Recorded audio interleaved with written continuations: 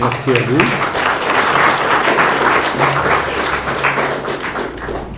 Je suis citoyen français exilé, expatrié mais exilé conviendrait aussi, parce que j'ai le droit de vote, mais je n'arrive pas à l'utiliser à bon escient depuis quelque temps.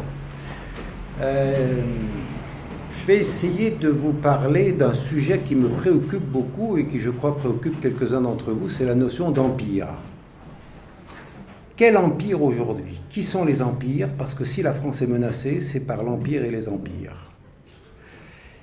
Et je commencerai par rappeler quelque chose qui est méconnu, c'est que D'Artagnan fut tué à Maastricht. D'Artagnan est un personnage romanesque tiré de l'histoire réelle. Alexandre Dumas ayant trouvé chez un ami l'histoire romancée de Charles de Batz de Castelmore, dit D'Artagnan, qui fut tué devant le siège de Maastricht le 25 juin 1673. Nous aurions pu placer cette réunion sous son égide, puisque nous aurons dans 2 jours l'anniversaire de la mort de D'Artagnan. Hier, accessoirement. Alors, je prends ça comme fil pour développer la notion d'empire, parce que dans cette guerre où Louis XIV lui-même conduisait les troupes françaises, il y avait deux groupes qui s'opposaient. Il y avait la France et ses alliés, dont l'Angleterre, et en face, la quadruple alliance conduite par le Saint-Empire. Et je voudrais montrer que l'histoire actuelle est à la fois une continuité et des ruptures. En fait, ce sont des remaniements des empires qui se sont opérés, et que dans cette opération, la France, elle a laissé pour compte. Enfin, elle s'est laissée tomber. Ses élites l'ont laissé tomber. En ce qui me concerne, d'ailleurs, je refuse d'utiliser le mot élite parce que je les en trouve indignes. J'appelle cela des oligarchies. C'est-à-dire, ce sont des élites qui se sont oligarchisées. Si vous prenez une élite, l'élite du sport, c'est pas coupable en soi. Hein. Vous prenez l'élite du foot, l'élite de n'importe quoi. On prend les meilleurs, ils représentent l'ensemble du groupe, ou l'élite politique, qu'elle soit élue par tirage au sort, comme chez les Grecs, ou qu'elle soit élue par élection, peu importe. Mais on espère tirer les meilleurs. Et ça, c'est pas répréhensible. Ça s'appelle l'élite. Élite sportive, élite intellectuelle, élite politique. Si cette élite sert le groupe qui l'a élu ou qui l'a choisi, d'une façon ou d'une autre, c'est une élite. Si en réalité elle vit en vase clos et se sert elle-même, en ne servant pas son peuple, c'est une oligarchie. Et je crois que nous avons actuellement la crise politique qui se manifeste tous les jours, peut-être même aujourd'hui avec le Royaume-Uni, mais c'était hier en Italie, on s'aperçoit qu'il y a un désamour des peuples pour leurs élites, et j'aimerais souligner quelques points sur cette caractéristique de l'empire dans laquelle nous baignons. À Maastricht, évidemment, que c'est là que sera signé le traité le 7 février 1992, soit 219 ans après la mort du pauvre D'Artagnan. Je doute d'ailleurs que parmi les négociateurs français du traité de Maastricht, beaucoup l'aient su, parce que je crois qu'aujourd'hui on ne lit plus. Nous avons un président de la République qui a fait ENA et HEC. Je ne sais pas ce qu'on apprend à ENA et HEC, mais pas forcément la littérature française, et pas forcément l'histoire d'ailleurs non plus, parce que on apprend à faire de la com, on apprend. D'ailleurs, vous savez qu'avant les dirigeants, on en a un témoin ici, dans un ministère, il y avait un directeur de cabinet, c'était le boss. Maintenant, c'est le directeur de la communication, le boss. C'est plus le directeur de cabinet. Vous avez des DIRCOM. Les DIRCOM ont remplacé les DIRCAB. Le DIRCAB est toujours là, mais enfin, il fait l'animation technique des équipes.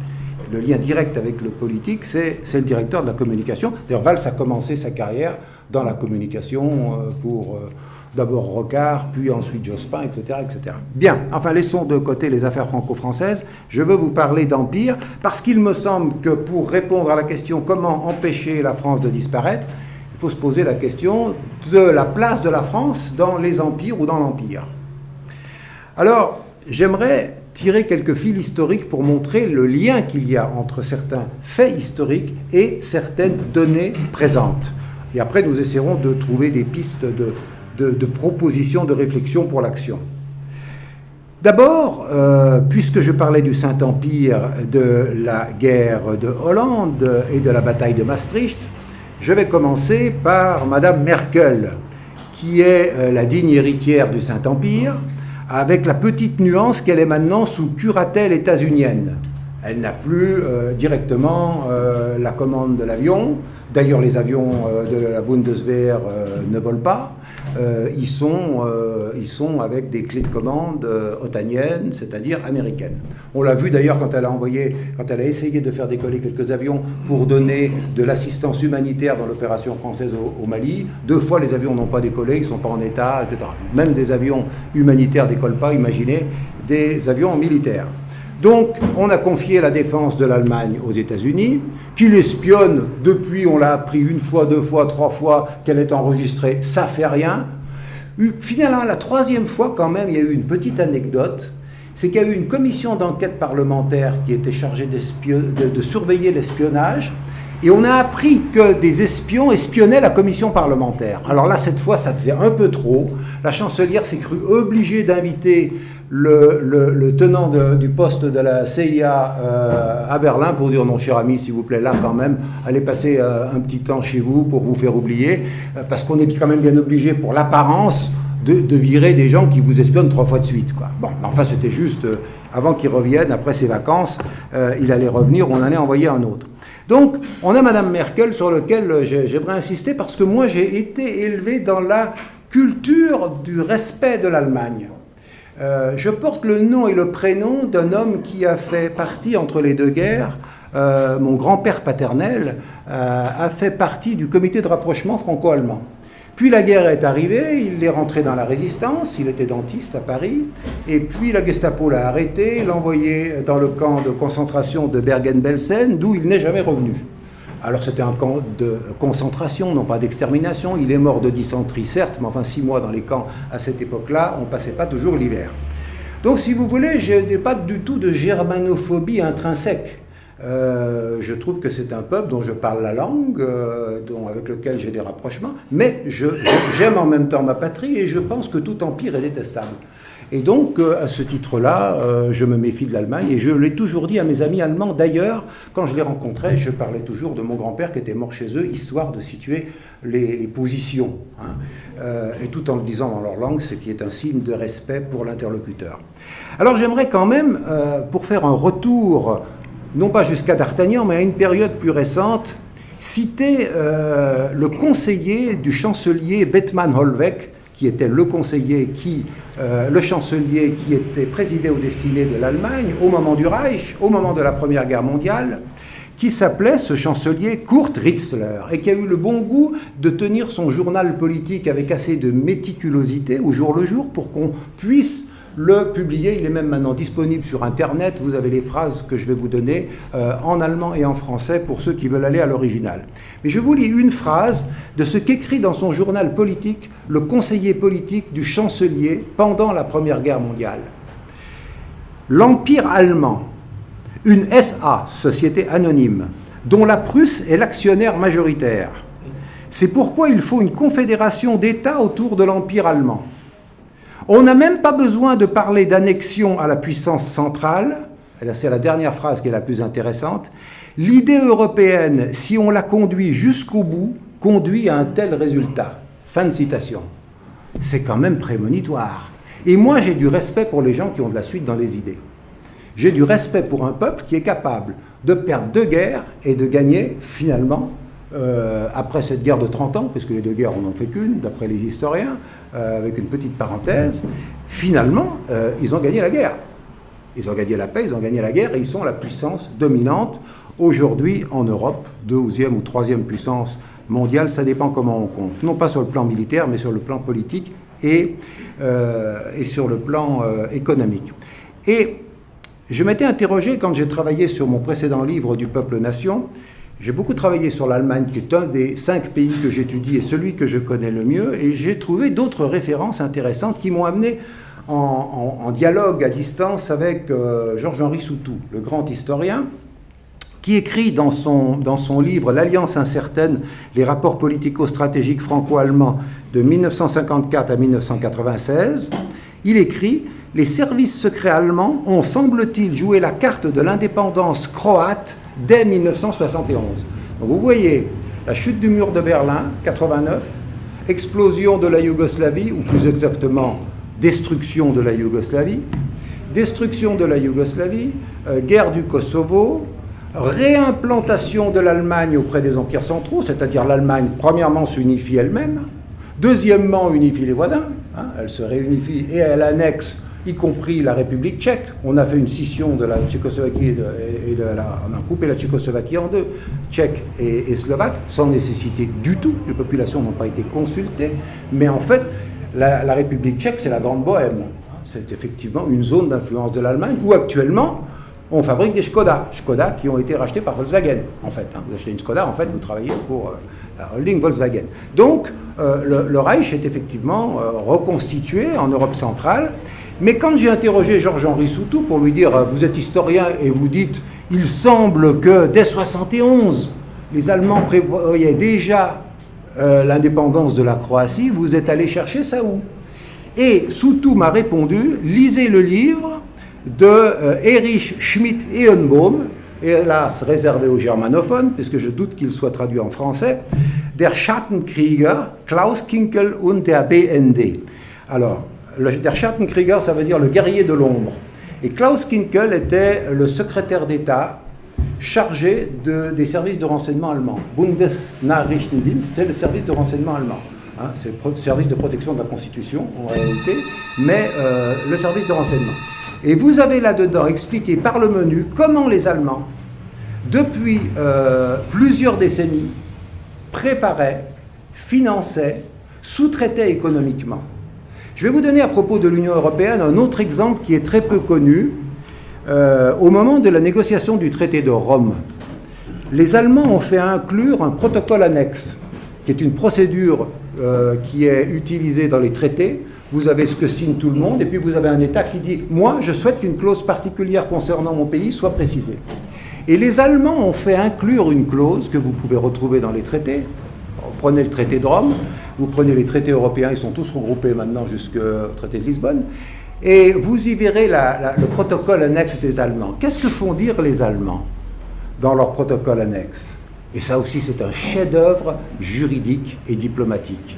Ils disent, nous faisons observer à nos partenaires, donc traité de Rome, 57, entré en vigueur en 58, nous attirons l'attention de nos partenaires sur le fait que nous n'avons pas le contrôle politique sur tout le territoire dont nous revendiquons la souveraineté. Sous-entendu, l'Allemagne de l'Est, la République démocratique allemande. Nous attirons l'attention de nos partenaires sur le fait que ça nous appartient, mais on ne peut pas encore mettre la main dessus.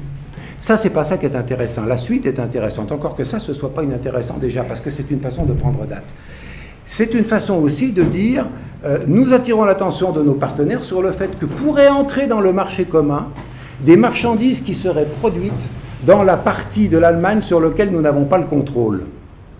En réalité, moi j'ai su, parce que j'ai été envoyé par Georges Pompidou, c'est-à-dire ses services, au moment où il y a eu l'Est politique l'Ost politique faite par l'Allemagne de l'Ouest en direction de l'Est, Pompidou a souhaité ne pas laisser le monopole de l'Ost politique à l'Allemagne. Et donc il y a eu une petite Ost politique à la française, on a décidé d'envoyer des étudiants et des profs en Allemagne de l'Est. Bon.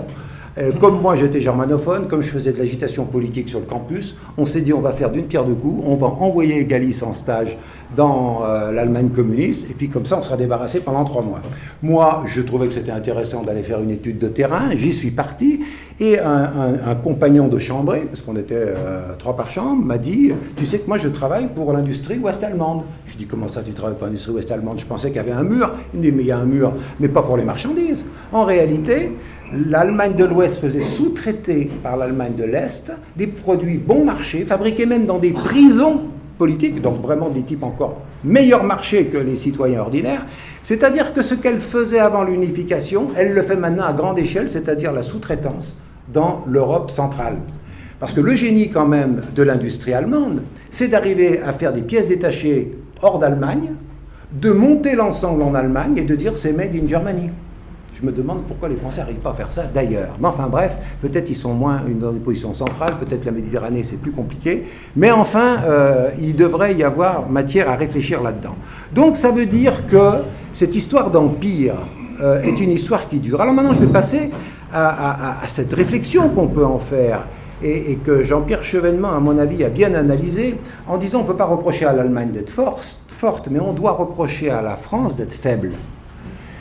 Parce que quand même, Mitterrand s'est fait rouler dans la farine au moment de l'unification. Il y a eu un deal complètement absurde, paraît-il, avec Kohl, en disant, écoute Kohl, Helmut, je te laisse te réunifier, après tout, t'es un peuple, mais t'abandonnes ton Deutschmark. Et Kohl, il a fait l'idiot, il a dit, ouais, d'accord, j'abandonne le Deutschmark. Et en fait, on a déguisé le Deutschmark en euros, puis on a dit aux Français, hein, il n'y a plus de Deutschmark. En fait, la Banque Centrale Européenne est à Francfort. Les règles qui régissent l'euro sont exactement les règles qui régissaient le Deutschmark, notamment la vocation anti-inflationniste et pas la vocation anti-chômage. On en passait des meilleurs. Bon, donc en fait, on s'est fait rouler deux fois. Une fois parce qu'on a permis l'unification, ce qui était légitime, mais une deuxième fois parce qu'on s'est fait vendre le Deutschmark sans s'apercevoir que c'était le Deutschmark. Donc, je crois qu'effectivement, on l'a dit tout à l'heure, c'est pas la faute des autres, c'est notre faute à nous quand on est faible. Et j'ai écrit dans le livre de 2002 du Peuple-Nation que la force d'une nation réside dans la capacité à resserrer les liens entre l'État et le peuple. Je tiens beaucoup à cette formule-là parce que c'est vrai pour tout pays. Resserrer les liens et le peuple. Mais quand l'État dénigre le peuple, comment voulez-vous qu'il resserre les liens ? Et il est traité de populiste, celui qui conteste. Je reviendrai tout à l'heure sur cette appellation. Deuxième bout d'empire, encore plus dérisoire, mais qui de temps en temps fait du mal quand même, les restes de l'Empire autrichien. Alors là, c'était quand même assez beau, parce que ceux-là, ils ont fait preuve d'un certain culot en plusieurs circonstances. En particulier, je me suis aperçu d'une similitude entre le déclenchement de la Première Guerre mondiale, l'assassinat de l'archiduc qui a servi d'étincelle, et la guerre contre la Serbie de 1998-99. Souvenez-vous, alors ça les historiens le savent, hein, et il y avait eu un article dans le Monde diplomatique par un regretté chroniqueur disparu depuis et qui écrivait de bons articles. Au moment où il y a eu cet assassinat contre l'archiduc, les Autrichiens ont envoyé un ultimatum à la Serbie avec un certain nombre de points. Les Serbes ont accepté tous les points sauf un. C'était l'envoi d'une commission d'enquête policière, c'est-à-dire des policiers, en Serbie. Et ils ont dit non, ça c'est atteinte à notre souveraineté. Qu'est-ce qui s'est passé au moment des discussions de Rambouillet, quand on a imposé des conditions aux Serbes? On a imposé, 40 000 hommes de l'OTAN sur territoire serbe. La seule clause qu'ont refusé les Serbes, c'était des troupes de l'OTAN sur leur territoire. Tous les autres, ils l'ont accepté. Moi, je me demande si c'est un hasard ou s'il y a quand même eu, parmi les conseillers de Madeleine Albright, Richard Holbrooke et tous ceux qui étaient les négociateurs, un type qui avait assez de connaissances historiques pour dire on leur refait le coup de 14-18, on leur impose des conditions inacceptables, et ces conditions, non seulement c'est Gabriel Galis qui les trouve inacceptables, ce qui est après tout un point de vue discutable, mais Henry Kissinger, qui est quand même pas une colombe, a dit ces conditions qui étaient posées, elles étaient faites pour être refusées parce qu'elles étaient inacceptables. Autrement dit, le banc d'essai de la renaissance de l'OTAN qui aurait dû disparaître après l'effondrement du pacte de Varsovie, ça a été cet alibi de la Yougoslavie et de la guerre à faire. Alors évidemment, on a monté des informations, on a dit qu'il y avait eu des massacres horribles, on a dit que Milosevic était un nouvel Hitler, enfin le nouvel Hitler, on nous l'a sorti un certain nombre de fois, ça a été Saddam, maintenant c'est Poutine. Chaque fois qu'il y en a un dont il faut détruire l'État, on dit c'est le chef qui est fautif, donc on détruit l'État et la population avec pour détruire le chef. C'est quand même un peu curieux comme raisonnement. Mais je continue sur l'Autriche parce que je trouve que il y a eu des déclarations dans Le Monde de janvier 2014 d'un rejeton de la famille aristocratique, Charles de Habsbourg-Lorraine. Ça a été repris de la Stuttgarter Zeitung et ça a été bêtement traduit sans aucun commentaire critique du Monde, mais enfin par les temps qui courent, il faut s'étonner de rien. Je vous cite les déclarations de Charles de Habsbourg-Lorraine. Je signale que son titre n'est pas reconnu dans son pays. Il est citoyen machin, mais Le Monde, il s'en fout, il l'appelle quand même Charles de Habsbourg-Lorraine parce que Le Monde, il ne s'arrête pas à l'état civil, il s'attache à l'état nobiliaire de ça. Alors, le Quidam nous dit, c'est dans mes lettres helvètes, je me suis un peu défoulé sur ce genre d'individu, Je suis heureux que l'évolution européenne ait suivi la direction où allait sa pensée. Il parle de son père Otto. Je suis heureux que l'évolution européenne ait suivi la direction où allait la pensée de papa. Il est vrai que l'Union européenne était, toujours c'est encore Charles qui parle, avec d'autres moyens, le prolongement de la vieille idée d'empire supranational. Vous imaginez en 2014 un descendant de la famille des Habsbourg qui dit dans Le Monde, et que ça passe comme une lettre à la poste, que l'Union européenne, c'est la renaissance, la continuité du projet habsbourgeois de continuer un empire supranational qui, évidemment, passe par l'élimination ou la banalisation des nations. Donc je trouve que c'est assez grave parce que on est à la veille d'une élection aux États-Unis et si vous écoutez le discours d'Hillary Clinton, Hillary Clinton était de celles qui a eu les positions les plus dures. Elle était celle qui a poussé Obama à intervenir en Libye. Obama ne tenait pas tellement à soutenir les anglo-français dans cette équipée. Hillary Clinton et John Kerry ont poussé. Et cette femme-là qui a quand même déclaré que Poutine c'était Hitler, elle l'a dit en qualité de secrétaire d'État. Après, elle a dit qu'elle avait peut-être un peu exagéré. Enfin, vous dites à la rigueur une bêtise dans votre salon, ça va, mais vous dites ça quand même en situation, ça ne peut pas être une bavure. En tout cas, si c'est une bavure d'une secrétaire d'État américaine, moi, je ne souhaite pas qu'elle devienne présidente, parce que je crains qu'on passe des bavures verbales aux bavures réelles. Donc, on est avec une situation assez grave. Et alors, face à ça, quelle leçon peut-on tirer de l'Empire aujourd'hui ? Moi, j'ai commis une note de recherche qui est ici, Les empires en territoire et réseau, de laquelle je vais tirer un livre qui sera publié dans 2 ans ou 3 aux éditions des Sirtes, puisque j'en ai reçu la commande. Je me suis interrogé sur cette notion d'empire, et finalement, je suis arrivé à la conclusion que l'empire actuel était un empire original. C'est pas l'empire, d'abord, c'est pas l'empire américain. D'abord parce que l'empire américain, ça n'existe pas, il y aurait à la limite l'empire états-unien. C'est parce qu'il faut appeler les choses par leur nom. L'Amérique, c'est un continent, ça n'est pas un pays. Donc on devrait parler rigoureusement. De même, quand on dit Obama est noir, Obama, il a une mère blanche, donc il est métis. Bon, c'est aussi quelques commentaires qu'on pourrait faire. Ça ne veut pas dire que j'ai quelque chose ni contre les noirs, ni contre les métis, ni pour les blancs, ni pour les autres. Juste, c'est un fait. Et alors, comme on voit le monde en noir et blanc, on nous dit qu'il est noir. Bon, c'est vrai que chez les Américains, si on a une goutte de sang noir, on a tendance à être noir, mais enfin, bon, c'est quand même leur problème, pas celui de la biologie. En biologie, c'est pas comme ça que ça fonctionne. Mais il me semble qu'il y a eu un raisonnement à avoir et des études à pousser un peu plus loin sur la notion d'empire. Je crois qu'il y a 2 catégories d'empire. Il y a un méta-empire, que j'appelle l'empire en réseau, qui est constitué des réseaux financiers, des réseaux des grandes entreprises, des réseaux monétaires, dans lesquels les Américains ont une part déterminante. Parce que dans ce réseau, c'est quand même l'OTAN qui est la puissance militaire principale, et le commandant de l'OTAN est toujours un général américain. J'ai oublié de préciser tout à l'heure à propos de nos amis autrichiens, un petit détail dans leur querelle avec la Serbie. Et j'y reviens parce que c'est quand même très éloquent de reprendre l'histoire là-dessus. Celui qui a fait semblant d'ordonner les frappes était à l'époque le secrétaire général de l'OTAN sur la Serbie. Savez-vous qui il était ? Alors il dit qu'il a ordonné. Non, il a reçu un ordre d'ordonner. Hein, et il a reçu des directives parce que c'est lui qui commande, c'est le militaire. On met toujours un Européen pour faire décoration et pour dire que ce n'est pas les Américains. Bon, en fait, on sait très bien que c'est une potiche. C'était Javier Solana. Javier Solana, il a été successivement secrétaire général de l'OTAN et haut commissaire, haut représentant de l'Union européenne pour la politique étrangère et de sécurité commune. Des fois que vous vous demandiez s'il y a une filiation, non. Toute personne, toute ressemblance avec des personnes existantes ou ayant existé ne serait que pure coïncidence. On trouve des jobs comme ça, par hasard, dans la presse, quand on s'appelle Javier Solana. Et alors, quel est le pays ? J'ai posé la question devant un parterre d'officiers allemands de la Bundeswehr, et je les ai collés, y compris un amiral de la Bundeswehr. J'ai trouvé ça que c'était assez embêtant. Je leur ai posé la question, quel est le premier pays à avoir reconnu le Kosovo ? La France. Si vous avez bien suivi ce que j'ai dit avant, vous devriez trouver, hein, sinon vous n'êtes pas de bons élèves. Hein. Vous n'allez pas avoir 18 sur 20.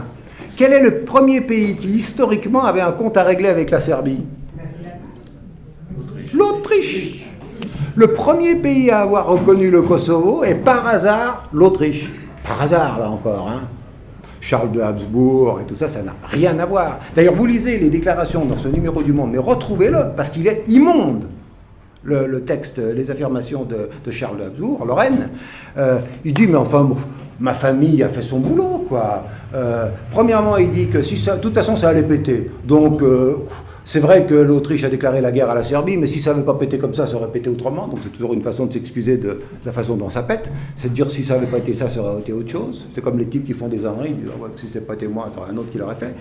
Et puis, deuxième chose un peu bizarre dite par le même, c'est de dire que les nations sont coupables. Ce sont les nationalistes qui sont fautifs, pas les empires. Donc on est vraiment dans une pensée impériale qui se prolonge dans le discours dominant de l'Union européenne. Et là où il y a quand même une leçon à tirer, et moi qui suis maintenant délocalisé en Suisse, où j'ai la chance d'avoir des journaux indépendants comme ça qu'on ne trouve pas en France, qui s'appelle Horizon et Débat. Il y a une version en allemand à l'origine, là c'est en français, il y a même une version en anglais, proche des démocrates chrétiens suisses, mais pas liés au parti, c'est plus une mouvance intellectuelle qu'autre chose. Alors de temps en temps, bon démocrate chrétien, il y a une page sur une déclaration du pape, bon, c'est leur droit, mais en dehors de ça, c'est pas du tout religieux, quoi. Il cite le porte-parole de la Confédération épiscopale, parce qu'une fois par an, il fait une déclaration, donc on le cite, mais le reste du temps, c'est vraiment pacifique, non aligné, comme on n'en trouve plus chez nous. Et donc, je trouve intéressant de revenir en arrière pour voir quelle est la construction intellectuelle, parce que tout à l'heure, vous l'avez dit, et je crois que c'est très important, il faut être conscient du triptyque nommer, penser, agir. Si on veut agir juste, il faut penser juste. Et pour penser juste, il faut nommer juste. Si on n'a pas une idée claire de comment nommer les choses, on ne peut pas les penser correctement et on ne peut pas agir sur le monde.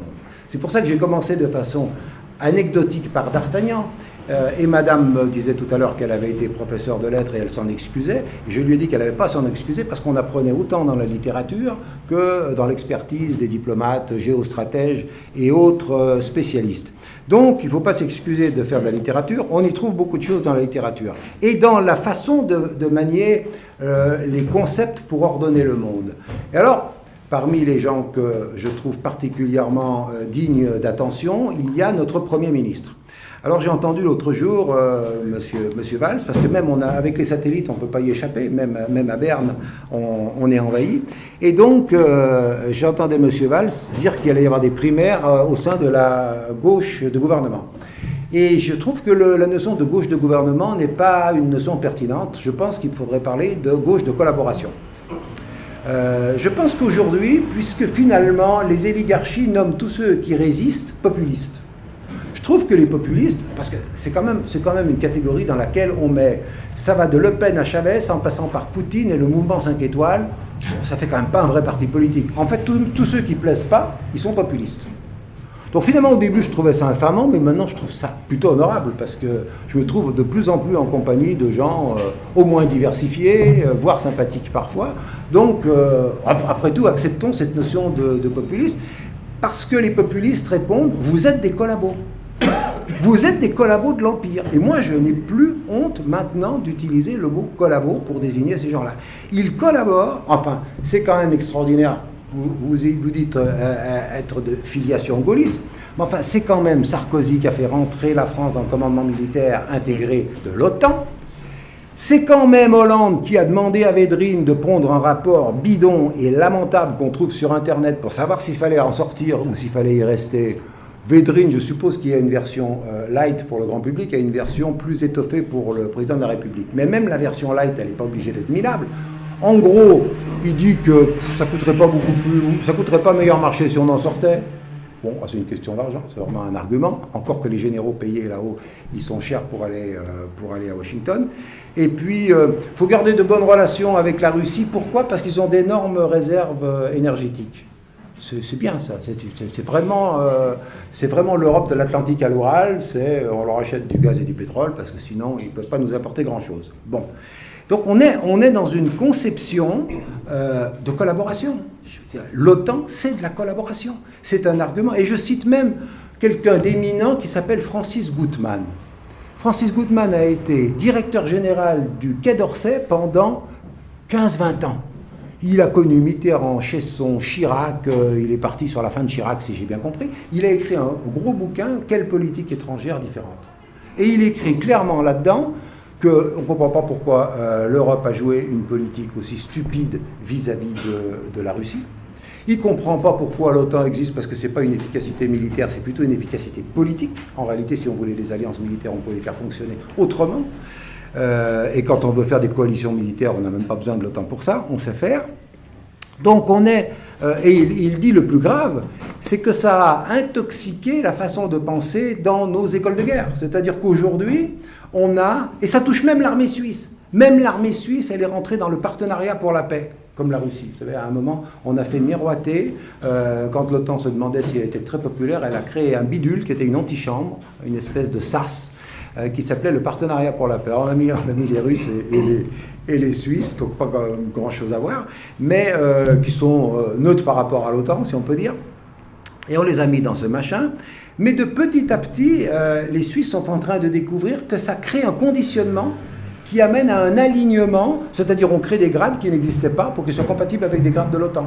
Même dans un pays comme la Suisse qui est neutre, qui n'est pas en guerre, ça fait 500 ans depuis Marignan qu'elle a fait la guerre à personne, elle n'a pas envie, et ben quand même on est dans ce truc-là. Et quand même, elle permet à des avions allemands qui doivent partir en Afghanistan de s'entraîner dans les Alpes clandestinement. Mais malheureusement, il y en a un qui est tombé. Alors quand vous avez un avion de la Luftwaffe qui tombe, ben, on peut quand même pas faire comme s'il n'était pas tombé, on le ramasse. Puis il y a quand même des gens curieux qui disent, au fait, cet avion-là, il faisait quoi ici? Alors l'armée dit, ben, il s'entraînait. Ah bon, il s'entraînait pourquoi? Pour l'Afghanistan. Ah bon, c'est neutre? Bah, c'est juste de l'entraînement. Bon, alors, et puis maintenant, il y a des manœuvres au nord de la Baltique, proche de la Russie.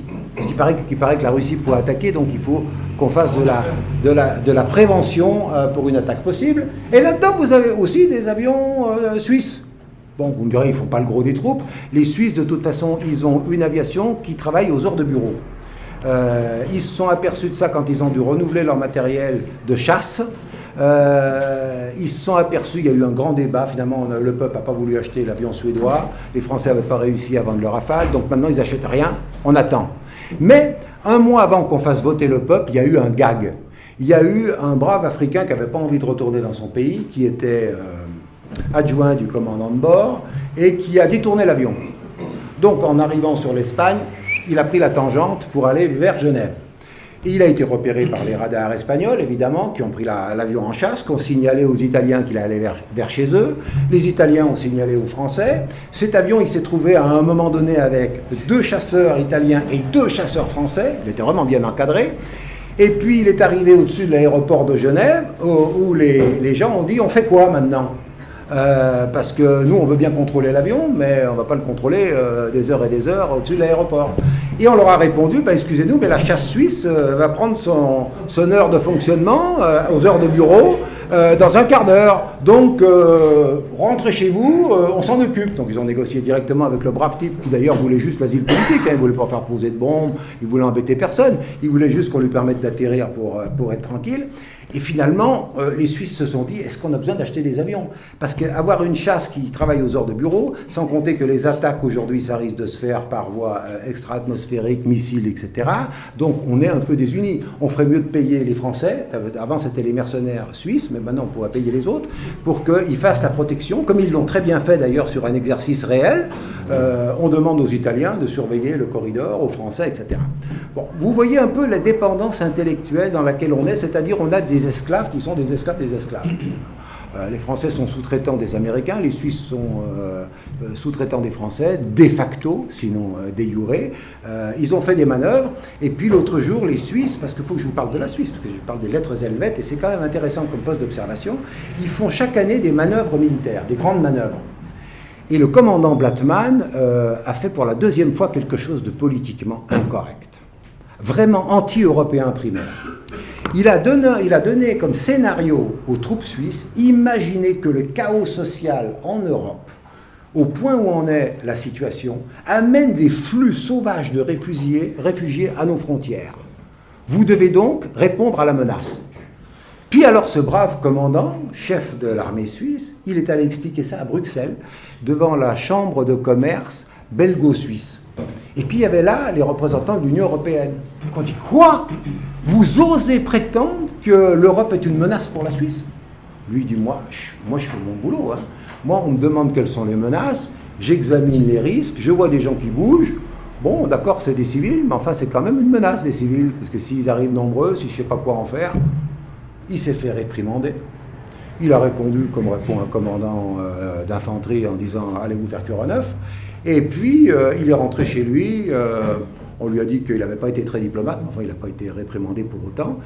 Donc vous voyez à peu près les situations absurdes dans lesquelles on est, mais qui sont de l'absurde vrai. C'est-à-dire qu'il n'avait pas prévu les réfugiés syriens, mais il avait quand même prévu des mouvements de réfugiés, etc. Donc les militaires ne sont pas toujours les plus idiots. J'ai eu l'occasion, bien que je sois chercheur pour la paix, de travailler avec plusieurs d'entre eux, et je me méfie plus des civils que des militaires en règle générale. Parce que les militaires, ils perdent le sang de leurs hommes, en général, d'une certaine façon, alors que les civils, ils ne payent rien, ils payent que de ne plus être ministre, mais après, ils se recasent ailleurs. Donc on est dans un système d'empire qu'on pourrait appeler une constellation impériale. Regardez le petit empire ottoman qui renaît. C'est quand même assez hallucinant ce qui se passe avec la Turquie. On a eu la disparition de l'Empire ottoman, et vous avez Davutoglu qui s'est retiré, qui était un penseur de la renaissance de l'Empire ottoman. Ce type-là, il dit faut qu'on refasse l'Empire ottoman. Donc, ce discours d'empire, et les Américains eux-mêmes, alors ça c'est encore pas mal, les Américains et les Britanniques ont développé au moment où George Bush faisait sa dernière occupation de l'Irak, 2002-2003, on a développé le thème de l'empire libéral. Il y a eu des articles dans le Guardian, je vous les recommande, notamment un type, alors lui il est pas mal parce qu'il était conseiller de Solana, ils étaient faits pour s'entendre, il s'appelle Robert Cooper. Il a écrit un livre qui s'appelle Le choc des nations, la fracture des nations, mais surtout, il a écrit un article dans le Guardian qui a fait scandale. Pourquoi nous avons besoin d'empire? Pourquoi il faut un empire libéral? Et même, vive l'impérialisme libéral. Donc, le Guardian est plutôt un canard de gauche. Ça a fait tousser dans le royaume. Il y a quand même un type, penseur mais ce type, c'est pas seulement un essayiste. Ce type, il a été conseiller de Tony Blair et il a été conseiller de Javier Solana. Donc vous avez un type qui est le conseiller du haut représentant de la politique étrangère et de sécurité commune, qui vous explique dans un article qu'il faut un impérialisme libéral dont les États-Unis ont évidemment la compétence à être la tête. Et à Genève, je vais vous laisser poser des questions, à Genève, j'ai eu le privilège de participer pendant plusieurs années à la réunion de la conférence du désarmement. C'est un machin où maintenant, je ne sais même plus si elle se réunit, tellement il ne s'y passe rien. Si ce n'est des anecdotes, parce que de temps en temps, comme c'est par ordre alphabétique qu'on confie la présidence à un pays, juste à la veille de l'attaque contre l'Irak, c'était la lettre I qui arrivait. Alors, finalement, ils ont trouvé un arrangement diplomatique pour que l'Irak ne préside pas la commission de désarmement. Enfin, elle avait capacité juridique à le faire. Et alors, on a vu distribuer sur nos chaises un papier de la mission des États-Unis auprès des Nations Unies à Genève, que je me suis empressé de lire avec la passion que vous supposez. Et cet article était intitulé « Oui au multilatéralisme ». C'était sous George Bush. Hein. Je me suis dit, je vais apprendre quelque chose. Et alors vous pouvez voir cette référence, parce que je le cite dans mon texte qui est sur Internet, hein, Empire en territoire et réseau. Je cite ça parce que c'est délicieux. Le papier explique que ils ne sont pas du tout contre le multilatéralisme. Ils sont contre l'anarchie. Pour que le multilatéralisme marche, il faut qu'il soit organisé. Pour qu'il soit organisé, il faut qu'il y ait un meneur de jeu.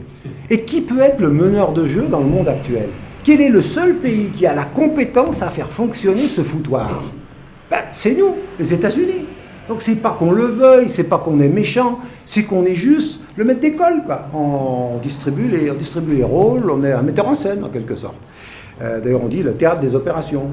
Ils sont metteurs en scène de cette opération-là. Donc, j'ai découvert que le multilatéralisme articulé, backboned, c'est la colonne vertébrale, le backbone multilatéralisme, c'est la conception qui est d'ailleurs toujours celle d'Obama. Parce qu'on nous a vendu le gentil Obama. Lisez les déclarations d'Obama à West Point et ailleurs. Obama, il a été juste un petit peu plus malin. Il fait les coups par derrière. C'est-à-dire, il a développé les drones, plutôt que d'envoyer les types au casse-pipe, donc les gens ils pilotent à distance, et il a envoyé le lead from behind. le pilotage par l'arrière. L'histoire de la Libye, c'était totalement du lead from behind.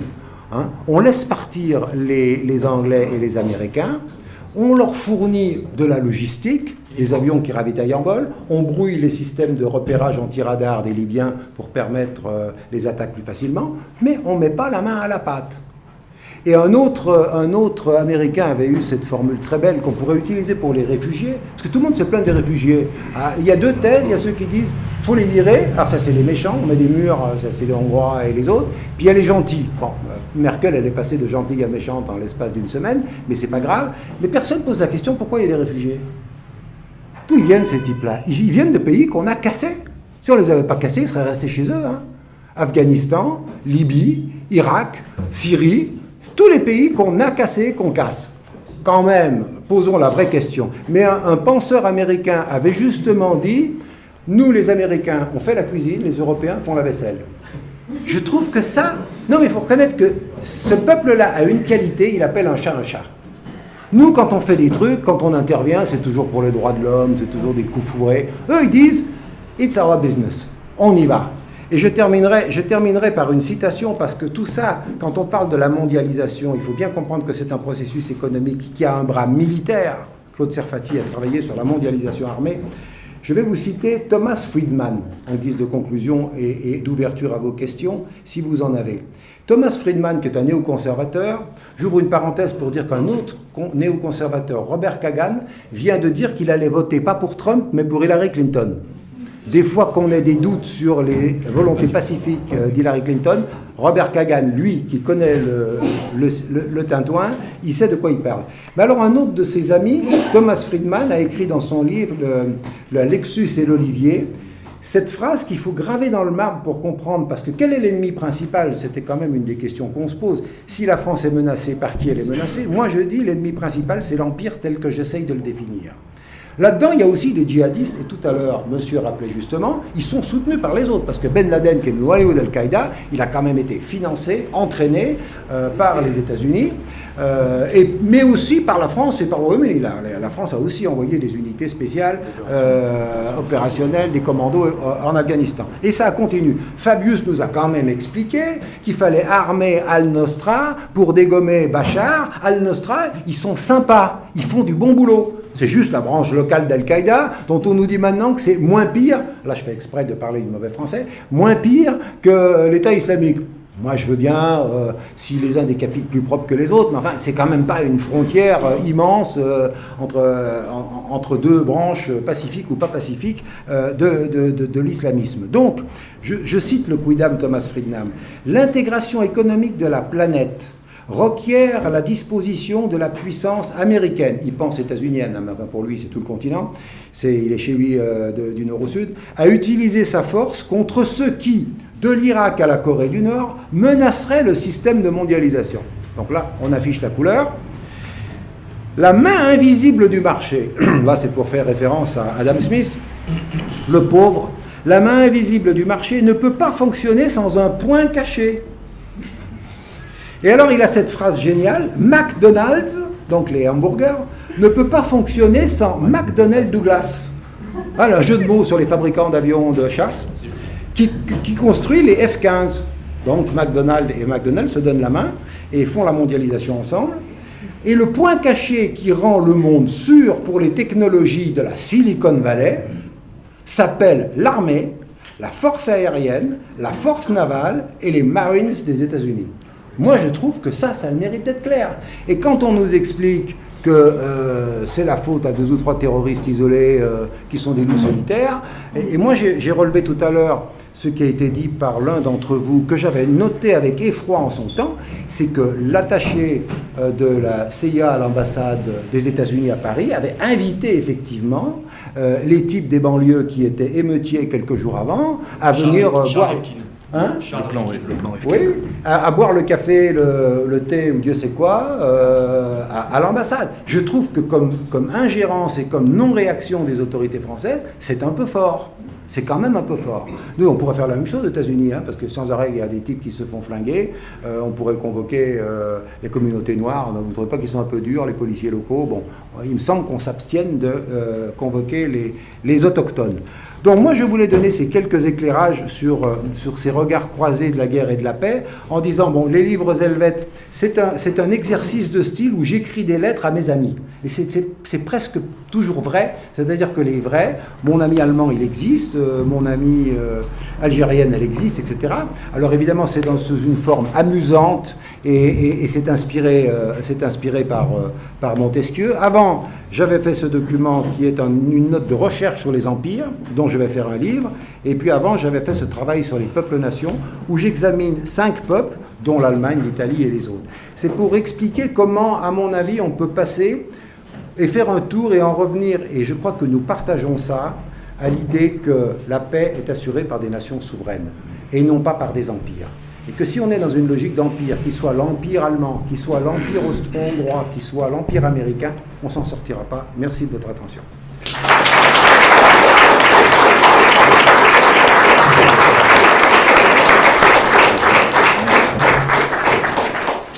Question ? Vous avez fait un jeu de mots avec M. Friedman, enfin M. Friedman a fait un jeu de mots. Vous qui parlez allemand, Friedman, ça veut dire quoi? C'est l'homme de paix. Oui. Comment? C'est l'homme de paix. Oui, c'est l'homme de paix.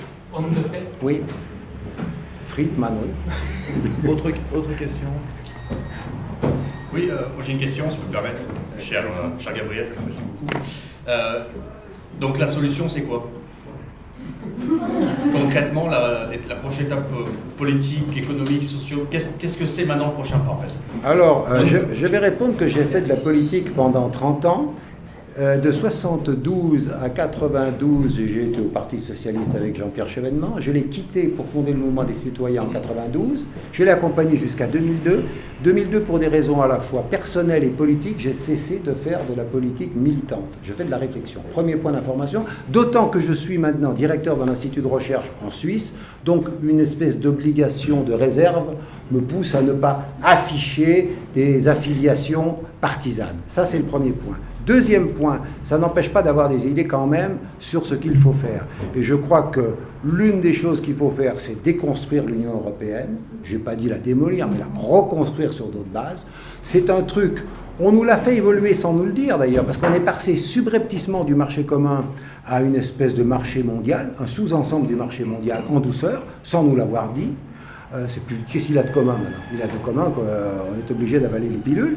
L'Empire américain est en train de nous faire un traité transatlantique d'un côté, un traité transpacifique de l'autre, qui enserre l'Eurasie entre ses ailes. J'ai d'ailleurs fait une lettre là-dedans à un ami américain qui explique les ailes et les serres du pigargue, que le pigargue, vous savez que c'est l'aigle pêcheur blanc, symbole des États-Unis et l'Amérique, qu'on trouve d'ailleurs sur le logo de la CIA. Et donc, il faut déconstruire l'Europe, et deux, il faut qu'en France comme ailleurs, on arrive à reconstruire une cause politique, comme le font les Italiens, comme ont commencé à le faire un certain nombre d'autres. Et alors après, chacun aura des divergences sur comment il faut faire. Moi, j'avoue, je vais vous faire une confidence, comme je n'étais pas enregistré sur les listes consulaires, parce que les Suisses qui voulaient être sûrs que j'étais solvable et que je serais pas à leur charge, ils ont mis 6 mois pour me donner un titre de séjour. Alors que je suis français, hein. Je suis normalement un voisin privilégié. 6 mois, ils m'ont demandé de fournir, y compris mes extraits de compte bancaire, pour vous dire comment on est inquisiteur dans un certain nombre de pays dits libéraux. J'ai dû tout fournir, me déshabiller intégralement. Bon, au bout de 6 mois, ils ont estimé que j'étais acceptable. Comme entre-temps les listes étaient closes au consulat de France, j'avais pu me défouler au premier tour pour aller boire un verre avec des copains en retournant sur mon lieu de résidence dans la périphérie de Genève. Mais au deuxième tour, j'ai dit bon, ça va, j'ai déjà vu mes copains, je vais me retaper 400 bornes pour choisir entre Sarkozy et Hollande. Je reste à la maison. Voilà. Et franchement, chaque jour que Dieu fait, et chaque jour qu'il y a une bêtise gouvernementale ou présidentielle, je me dis j'y suis pour rien. Parce que les autres fois, j'étais quand même pour quelque chose. J'avais participé, j'avais parfois même voté pour le candidat. Là, alors là c'est un peu lâche parce que je confiais à mes compatriotes le soin de faire le sale boulot. Mais de toute façon, ils allaient faire du sale boulot pour du sale boulot. Et l'histoire a montré qu'en politique étrangère, Je suis de ceux qui disent que Fabius a été un des pires ministres des Affaires étrangères qu'il y ait eu. Il ne faut quand même pas oublier que la France a saboté autant qu'elle a pu le rapprochement avec l'Iran. J'ai écrit une lettre dans un article dans un journal suisse qui m'a valu les réprimandes d'un ambassadeur de France qui s'est permis de me téléphoner pour me dire que mon article était inepte parce que j'avais écrit « Pourquoi la diplomatie française sabote le rapprochement avec l'Iran ». Je l'ai écrit à la fois comme chercheur pour la paix et comme citoyen. Imaginez qu'un ambassadeur, il faut être un ambassadeur de France pour faire ça. Peut-être un ambassadeur de Chine ou d'un pays dictatorial l'aurait fait, mais qu'un ambassadeur de France décroche son téléphone pour faire des observations sur ce ton-là à un chercheur citoyen, je trouve que c'est inadmissible. Et quand j'ai discuté pendant 20 minutes au téléphone avec cet ambassadeur, qui n'est plus en poste, donc je ne vise personne, et qui m'a dit « Mais monsieur, vous avez osé écrire que la France invoque le droit international quand ça l'arrange, et se déclare prête à s'en affranchir quand ça l'arrange aussi. Pouvez-vous préciser votre pensée ?» Je dis « Monsieur l'ambassadeur, bien évidemment, j'ai entendu le président de la République dire qu'il attaquerait éventuellement la Syrie avec ou sans l'aval du Conseil de sécurité. » Et vous savez ce que me répond cet ambassadeur de France ? Vous semblez ignorer, monsieur, du haut de son excellence, qu'il existe d'autres clauses que le Conseil de sécurité. Il existe la légitime défense et la menace contre la paix. J'ai dit, mais monsieur l'ambassadeur, ces clauses étaient celles retenues par George W. Bush quand il est allé attaquer l'Irak. Et toute la communauté internationale des juristes a dit que ces clauses ne s'appliquaient pas en ce cas-là. Vous savez, les manipulations, la menace contre la paix, la protection de la défense préemptive, hein, de l'attaque défensive préemptive, la légitime défense qui n'était pas encore, qui était avant l'attaque. Préemptif, c'est pas défensif. Bon. Donc on a invoqué des choses énormes comme ça. Vous avez des néoconservateurs dans l'administration française. Et moi j'ai découvert avec effroi de la bouche d'un ambassadeur de France que Bush était parti, mais qu'il y avait dans notre Quai d'Orsay des néoconservateurs. Et pas simplement à la personne de Laurent Fabius. Donc je pense qu'il faut être très conscient du fait que le mal vient de loin, que ces gens-là, ils ont été parfois formés dans l'institut, le think tank franco-américain dans lequel... American Foundation. Oui. Vous avez eu chaque fois, dans le gouvernement Sarkozy, dans le gouvernement Hollande, vous en avez 5-6 qui y sont passés, dont le président de la République. Ils ont fait partie de ce think tank-là, réservé aux élites qui vont être formatées. Bon, soi-disant pour apprendre l'anglais. Moi, j'ai appris l'anglais en Angleterre en vendant des journaux dans un camping. Bon, je n'étais pas dans une formation américaine. En Angleterre, ils parlent du meilleur anglais d'ailleurs. C'est pour ça que quand j'écoute l'anglais de Hollande, je me dis qu'il aurait mieux fait de faire comme moi, parce que c'est pas brillant. Voilà l'état des lieux. C'est ce qu'il faut faire. Il faut redresser ce pays. Il faut que le peuple se ressaisisse. Il faut que les élites soient changées. Et la nation renaîtra quand sera resserré le lien entre le peuple et l'État. Mais pour ça, il faut des élites qui conduisent le peuple et un peuple qui ait du courage. Ce qui manque le plus, c'est l'intelligence et le courage, mais je dirais le courage encore au moins autant que l'intelligence. Que l'intelligence, elle peut être moyenne. Le courage, c'est quand même une qualité qui fait les résistants. Il n'y a même pas besoin d'être génial, il suffit d'être courageux. Et si on avait eu ces gens-là, on aurait eu des situations beaucoup plus claires. Or là, il y a un pourrissement. Il y a un livre excellent que j'ai lu d'un auteur allemand qui était Egon Bahr, ancien conseiller de Willy Brandt et qui était un des artisans de l'Ostpolitik.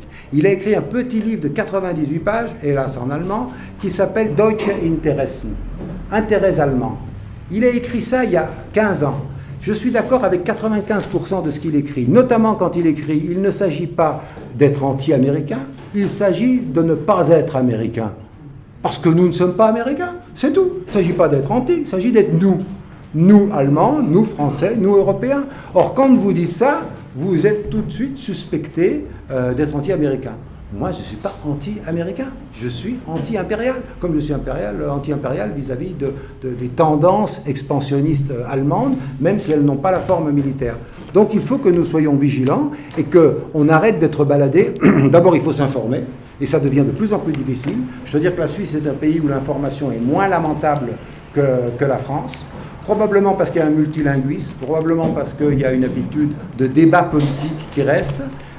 En Suisse, on se fâche, mais après on se met d'accord pour gouverner ensemble. Le gouvernement, c'est un gouvernement toujours proportionnel. Vous êtes élu à la proportionnelle de tous les partis. Donc ça va de la droite à la gauche, et puis ils se débrouillent pour faire consensus. Bon, Alors, ils se réveillent à 7 heures du matin, ils commencent leur conseil des ministres à 8 heures, c'est l'heure où on traite les vaches, et c'est l'heure où on fait le conseil des ministres, et puis on bosse, et on trouve des compromis. Il y a des crises, il y a des malentendus, je ne dis pas que c'est le paradis, la Suisse, mais c'est un pays où il y a une démocratie vivante, et où le peuple est consulté. Parce que si le peuple ne veut pas acheter des avions, on n'achète pas d'avions. On a consulté le peuple sur un certain nombre de débats, notamment sur l'adhésion à l'ONU. Bizarrement, on ne l'a pas consulté sur l'adhésion au partenariat pour la paix de l'OTAN. On aurait mieux fait. Donc voilà, je pense que la France est un pays qui va mal. Et vu de Suisse, si vous voulez, c'est un peu dommage. Moi, j'entends ce qui se dit. J'ai plusieurs casquettes et je suis dans les milieux. Je veux dire qu'on a pitié de la France. Notamment dans la Suisse romande, qui est liée culturellement à la France par tous ses pôles. Genève, Lausanne, c'est la banlieue française. Ils ont été toujours sous influence française, l'influence de la Savoie, l'influence de Napoléon. Bon, c'est même Napoléon qui a fait la Suisse parce qu'il leur a dit, si vous ne mettez pas d'accord, c'est moi qui vais vous mettre d'accord. Alors finalement, ils ont dit, on va se mettre d'accord, chef, pour s'organiser. C'était un peu violent. Genève était quand même capitale du Léman, à une certaine période de l'histoire.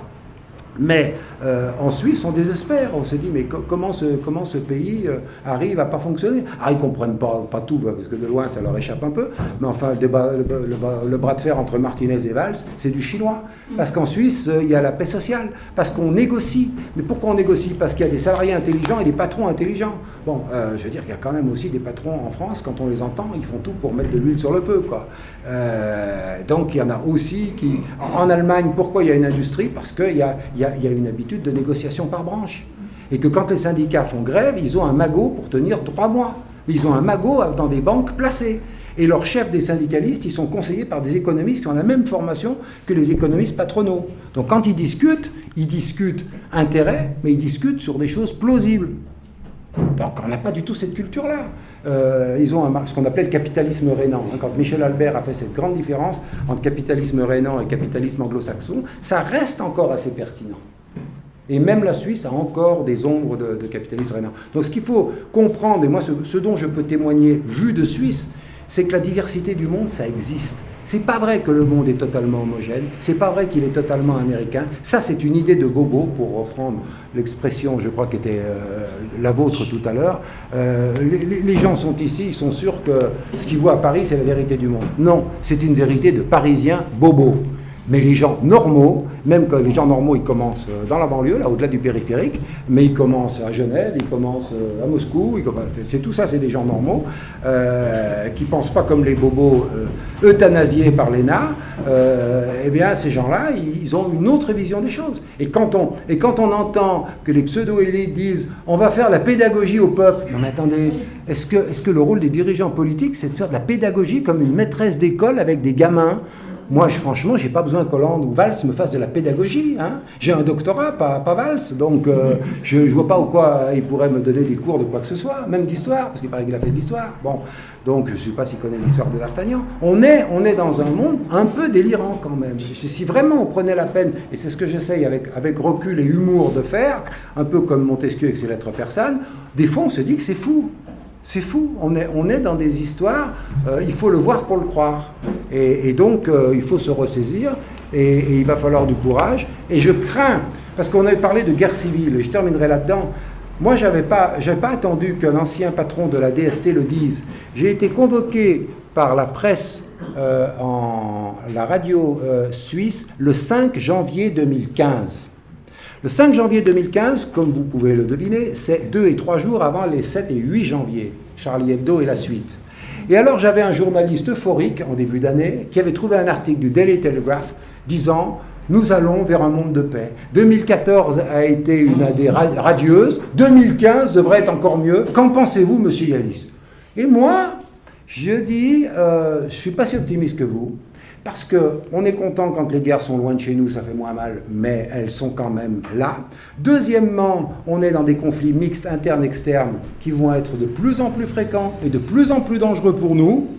Et ça pète 2 jours après. Et je revois régulièrement le journaliste, je lui dis, vous vous souvenez que vous étiez euphorique et moi? Il me dit, oui, je vous trouvais bien pessimiste. J'ai dit, oui, mais regardez ce qui s'est passé depuis, et ça a continué. Donc c'est pas que je lis dans le mar de café, c'est que je prends le temps de sortir la tête du guidon et de ne pas me laisser intoxiquer par les bobards quotidiens.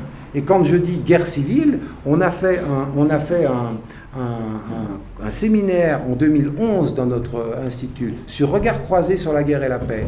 On a eu un intervenant qui est un journaliste qui est allé étudier sur les émeutes, les unités anti-émeutes de l'armée et de la gendarmerie. Il y a 3 centres, je crois, en France, où on fait de la contre-insurrection urbaine. Et on reconstitue ce que font d'ailleurs les Israéliens dans le désert du Negev, qui a servi de maquette d'ailleurs pour les Américains en Irak. On fait des maquettes et on explique comment les types ils arrivent à passer dans des tunnels, par des maisons, etc. Les Israéliens avaient un concept de passer à travers les murs. Ils ont fait la guerre à travers les murs. Bon, après, ils ont abandonné ça parce que c'était une idée tellement compliquée à mettre en œuvre que c'était pensé par des mecs géniaux, mais c'était exécuté par des mecs ordinaires et donc ça marchait moyennement. Mais quand on est dans ces situations de guerre-là, on est vraiment dans l'imprédictible et on n'est pas du tout dans la magie, on est simplement dans l'information de ce qui se passe. Et ce journaliste nous a dit des choses qui m'ont terrifié. Il est allé sur place et il a entendu des officiers dire, moi je vous cite parce que ça m'a un peu impressionné ça, il m'a dit on a entendu des vieux officiers nous dire, nous, on a fait la guerre d'Algérie, on ne tirera pas sur des civils. Parce qu'on sait qu'il y a des ordres qui sont inapplicables. Mais nous avons des jeunes collègues qui sont des bleus, qui ne savent pas vraiment ce que c'est la guerre et qui seront prêts à exécuter n'importe quoi dans n'importe quelle circonstance. Donc quand vous avez des gens qui sont formés à faire de la guérilla urbaine, c'est-à-dire, si vous le traduisez autrement, de la guerre civile, parce que qu'est-ce que ça veut dire la guérilla urbaine? Ça veut dire qu'à un moment, les banlieues vont se mélanger avec des djihadistes, qui vont se mélanger à des manifestants, qui vont se mélanger à toute une sauce, et ça s'appelle une guerre civile. Guerre civile, ça commence toujours par des types qui vont prendre la Bastille, et puis ça continue par autre chose. Donc voilà, moi je suis inquiet, je ne voudrais pas mettre le feu aux poudres et me montrer inutilement alarmiste, mais quand j'entends qu'un ancien patron de la DST arrive à la même conclusion que moi, je me dis, il y a du mauvais sang à se faire. Et Helmut Schmidt, 3 ans avant de mourir, ancien chancelier allemand, a dit « L'Europe est à la veille de révolution ». C'est pas un gauchiste, Helmut Schmidt, c'était pas un gauchiste. C'est-à-dire que si les élites françaises et allemandes et espagnoles continuent à violer leur peuple, à bafouer leur peuple, comme ils le font en Grèce, comme ils le font en Espagne, comme ils le font un peu chez nous, il y a un moment, soit on trouve une solution pacifique, soit on trouvera une solution violente. C'est comme un courant, hein. Il faut que ça passe d'une façon ou d'une autre. Et je crains que nos élites soient tellement stupides qu'elles ne soient même pas capables de comprendre que le flot monte. Merci beaucoup.